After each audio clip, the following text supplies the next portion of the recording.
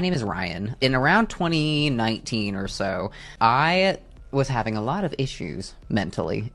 With identity, with sexuality, and as soon as I Googled my issues, I kind of was surrounded by a bunch of stuff that basically said, you're trans, you're trans, you're trans, and I got it into my head that I was trans. I had convinced myself that life would be better if I was a guy.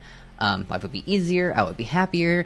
I'm born female, by the way. I'm a detransitioner, female to male, back to female again.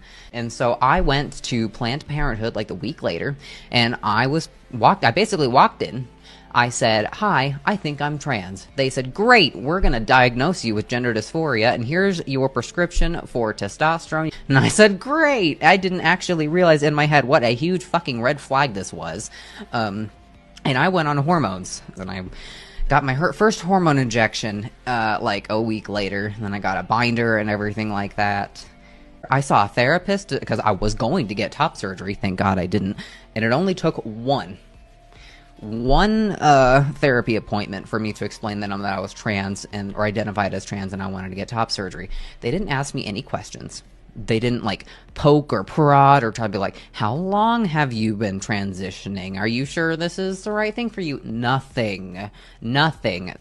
Everything was approved. Nobody questioned me. Nobody did anything. I was basically diagnosing myself consistently throughout my entire transition. I was responsible for my own medical diagnosis, which is really crazy. Right around when I decided that I wanted to get top surgery, I had actually started to have some doubts about being trans. And I saw all the makeup racks and the wall at Walgreens and all the women looking beautiful and just doing all these crazy makeup looks, and I started to miss it a little bit. I eventually had to realize that I had done something wrong, and I started to not like being a guy anymore and started to miss being a woman. And then eventually I decided that I was just gonna go back, and it was gonna be difficult and it was gonna be hard, but at least I was going to be comfortable in my own body. As my own gender, I would go and people would think that I was a trans woman, when I'm like, no, I am a biological woman, but thanks.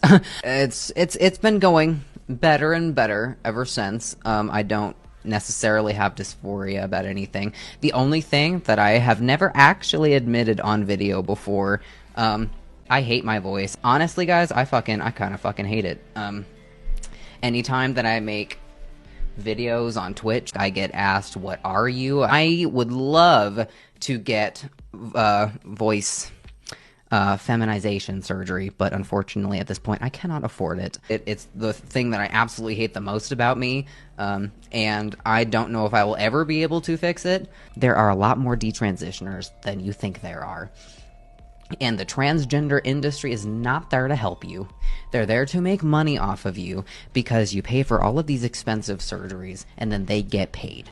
They're not going to tell you that, not voluntarily at least, that their product might not work and you might hate it. And there are a lot of stories about people who do bottom surgery and it doesn't work, who can never have sex again, who they did a sex operation and they can't even have sex. Do you understand like how fucked up that would be? But they're never gonna tell you about that.